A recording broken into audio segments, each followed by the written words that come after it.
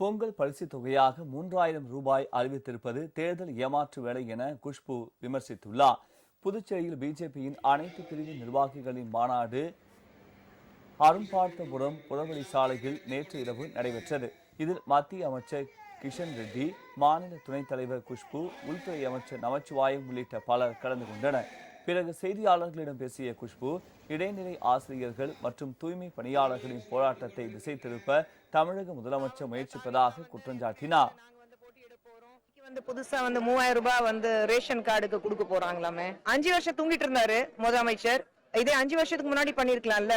போன தேர்தலில் என்ன சொன்னாங்க? அப்புறம் இத்தனை நாட்களாக ஆசிரியர்கள் எல்லாரும் நம்ம ஒர்க்கர்ஸ், சானிட்டரி ஒர்க்கர்ஸ் எல்லாரும் போராட்டம் நடத்தினாங்க. அது வரைக்கும் எந்த ஒரு பேச்சுவார்த்தை இல்ல. போராட்டம் நடத்திட்டோம், நமக்கு என்ன? தேர்தலுக்கு 2 மாசத்துக்கு முன்னாடி திடீர்னு பொங்கல் பரிசு, இது எல்லாமே டாக்டிக்ஸ், மக்களை ஏமாத்துறதுக்கான டாக்டிக்ஸ். அந்த டாக்டிக்ஸ் அவங்களுக்கு தான் கரெக்டா இருக்கு. ஏன்னா மக்களை எப்படி ஏமாத்தணும், லூட் எப்படி பண்ணணும், தனக்கு மட்டும்தான் லாபமாக சாதகமாக என்ன செய்யணும், அது அவங்களால மட்டும்தான் பண்ண முடியும்.